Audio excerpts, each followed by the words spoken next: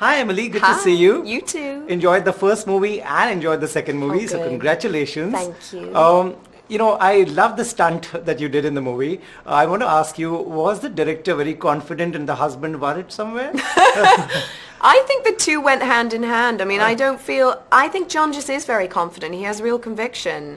And they rehearsed that stunt for Right. 2 weeks. So it was highly choreographed. There were Okay. all kinds of moments where if something went wrong, the bus would stop or this would happen. So it was all down to like millimeters, like the Right. whole thing. Wow. So I had confidence in him. I had confidence in the stunt driver on the top of the Yes. car. And I have confidence actually in my stunt woman who rehearsed it for 2 weeks. And she's like so protective of me that Yeah. she would never let me do something if it wasn't safe. So Nice. it still was exhilarating and terrifying. It I mean, looks great. we were shaking. Noah and I were just like, after we'd done it, it was very Wow, cool. it looks great after Thank all you. that. You being a mother, does it make it easy for you to act with kids, to emote when kids are in trouble? Yeah, for sure. I mean, I love kids. I love working with them. I've had lots of experience working with them now, and I don't even class our children in this film as being kid actors. They are just like any other great scene partner that I've worked with. Right. So professional, so clever, and on it, So I love working with these kids. Right. Is this, you've done so much work. Is this set different because of the quiet, because you're so quiet? Because we have to be so quiet. I don't know. I mean, it's sort of, no, I feel like it's the same sort of focus and intensity, although sound is so vital to this film Right. that sometimes the crew would imagine that it was a silent film, so they'd be sort of chatting, and John was like, no, we need every creak, sound, everything. So I think it was a little quieter on set because we have such a hypersensitivity Right. to it on this Right. one. Yeah. When you're observing John directing kids, what's he like?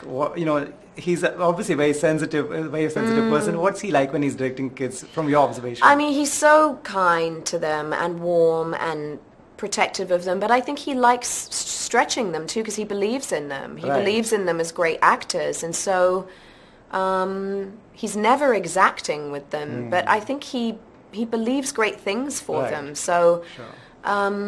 again, I think he feels very similarly to me when it comes to these kids, that he sees huge potential for them, so I think he liked to push them. Right. We're in 2020. How come you've not come under the pressure of being on social media? I don't know. I just don't feel the need to. I don't feel it's necessary, nor do I have the inclination to. So, I don't know. It doesn't feel like a natural Do a lot of fit. people tell you you're missing out, or do you think you're missing out on anything? No, I know I'm not. I don't feel a need for it. So, yeah. You really are not, trust me. And another thing is, when you've done such extensive work, what is that one role or one film that your fans always come to you and say, wow, I really like this one? It really depends on who the person is. Like, I don't know. Girls will love Devil Wears Prada. Law enforcement will love Sicario. So Right. anyone at passport control, anything like that, they're like, I love Sicario. Like, it's like, that's the one they Wow. talk to me about. I think the sort of comic book nerds love Edge of Tomorrow. It ranges, and the kids love Mary Poppins. So it's Right. really dependent on who I speak to, Great. Thank you so much, and Thank keep entertaining you. us. Thank you. Thank you.